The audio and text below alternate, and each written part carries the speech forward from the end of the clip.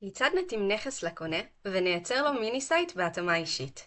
נבחר בהתאמת נכס לקונה ואת שם הלקוח. לאחר שנעשה את זה, המערכת באופן אוטומטי תציע הצעות של נכסים שמתאימים לו בהתאם לפרופיל שהגדרנו לו.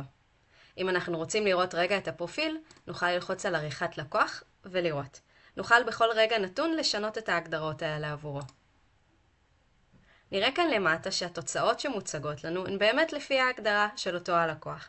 במידה ונרצה לשנות, לדוגמה במקרה הזה לא לראות נכסים מסוג דופלקס, פשוט נלחץ על X. אחרי שנראה את הנכסים, נסמן בלב את אלה שאהבנו במיוחד ואנחנו מאמינים שהם התאמה הטובה ביותר ללקוח. לאחר מכן, בצורה הפשוטה ביותר, נלחץ על שיתוף, ומיני סייט ייחודי ללקוח שלנו הולך להיווצר בתוך שניות. נוכל לחלוק איתו באופן הזה, או להעתיק כאן בהעתקת הקישור, ואם אנחנו רוצים לראות כיצד זה נראה, ניתן גם ללחוץ על פתיחה. לכל לקוח יהיה מיני סייט ייחודי בהתאם לבחירה שבחרנו לו ולהגדרות שהגדרנו עבורו במערכת.